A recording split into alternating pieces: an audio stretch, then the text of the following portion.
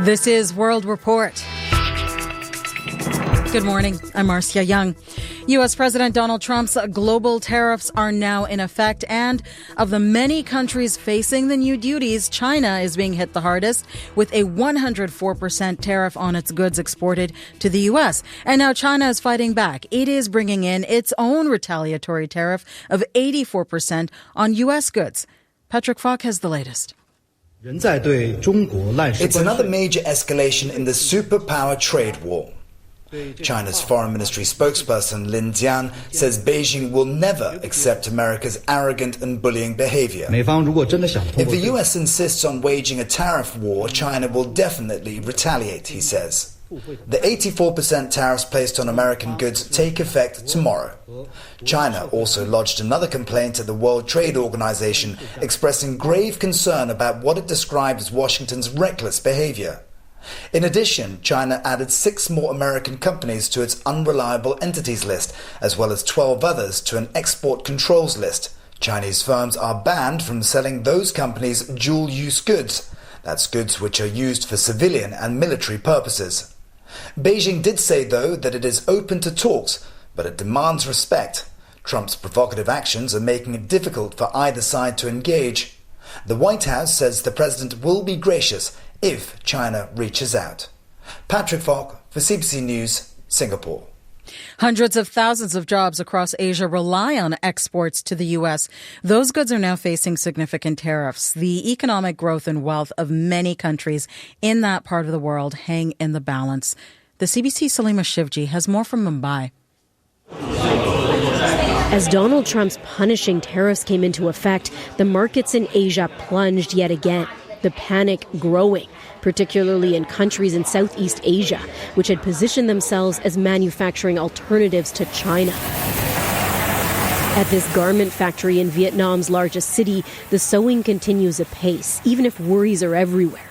Vietnam has been hit with one of the highest tariff rates, a whopping 46%, far worse than anyone anticipated. In neighboring Cambodia, it's 49%. The U.S., their largest trading partner, now fickle and unpredictable. Desperate pleas for a delay and more negotiations from Vietnam's prime minister were brushed aside. I'm so worried about losing my job, I can't eat or sleep, says this garment factory worker in Ho Chi Minh City. How will I support my children? The pain on the ground is also being felt in India, which now has a 26% tariff slapped on goods like loose diamonds entering the U.S. A massive industry, with many jobs now at stake as production slows, says Anup Mehta of Bharat Diamond Bourse. In the cutting and polishing industry of diamonds, we are employing roughly 1 million people. He's looking for some hope anywhere. Situation, yes, it's difficult today. It can only improve, can't get worse. Even if it's uncertain exactly how it will get better. Salima Shivji, CBC News, Mumbai. Canada is not directly slapped with any U.S. tariffs today, but it is bringing in some of its own retaliatory tariffs.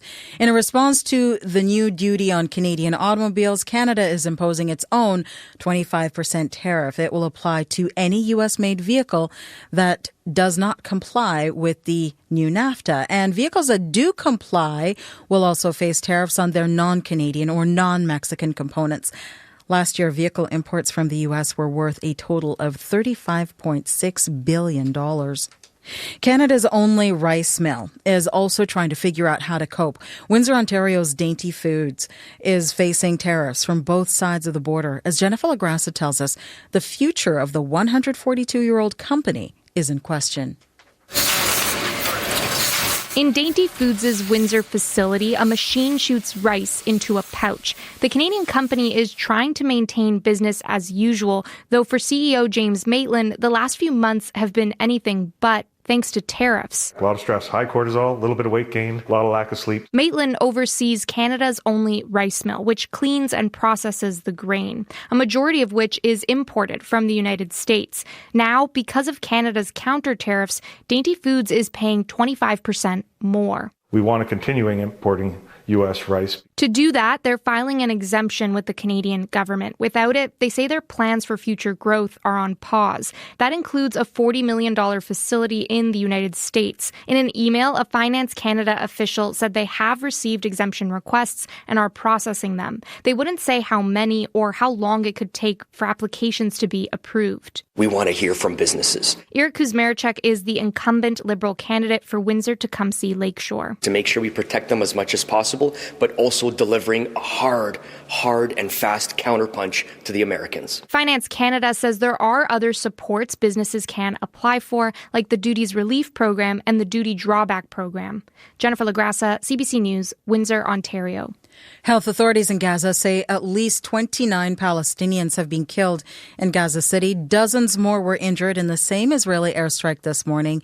It hit a multi-floor residential building and damaged other houses nearby. So far, there's been no immediate comment from the Israeli army. Officials in the Dominican Republic say it is too soon to understand why the roof collapsed on a nightclub on Monday. Rescue crews have been working through the night to try to find survivors.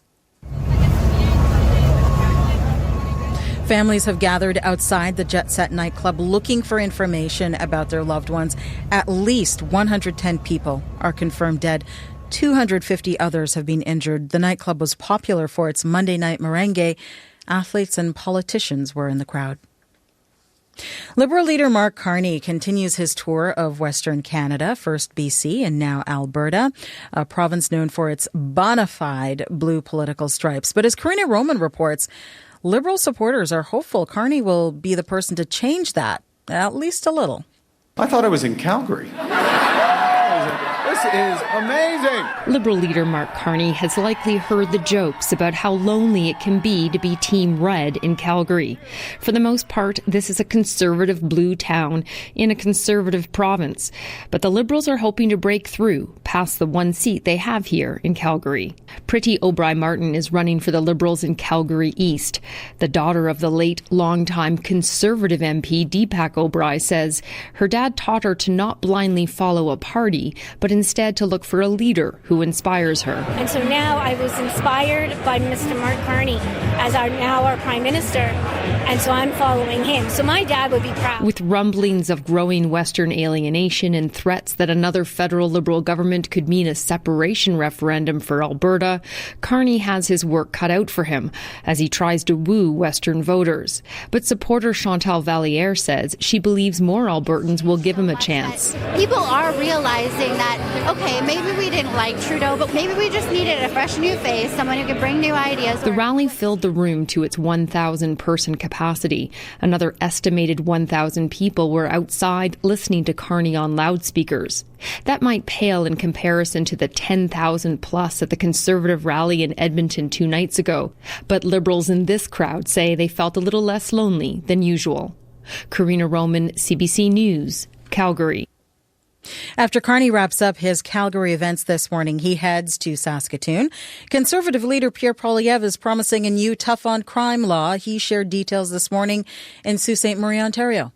3 strikes, you're out means that anyone convicted of 3 serious offenses will be ineligible thereafter for bail, probation, parole, or house arrest. And they will serve a minimum of 10 years behind bars. Poilievre says they will also be designated as dangerous offenders. NDP leader Jagmeet Singh and Grand Chief Stuart Phillip met in Burnaby, BC last night. Just how important for me as a national leader it is to always center as a part of our responsibility at the national level, fighting for justice for Indigenous people. I think it's very important. I think it's fundamental to building a fairer Canada. Singh is making an announcement in Vancouver this morning. Then he will attend the First Nations Summit before traveling to Saskatoon. His campaign event tonight will be just a few hours after Carney's. Bloc Québécois leader Yves-François Blanchet says he is confident he will hold on to his own seat in this election. I'm pretty safe in my riding, but that belongs to those who will vote. He's campaigning hard today with 3 separate media availabilities in Quebec. The Green Party co-leaders are starting their day in Ottawa. Then Elizabeth May is starting a tour from Montreal to Moncton. She'll be taking the train. And that is the latest national and international news from World Report. News anytime at cbcnews.ca. I'm Marcia Young.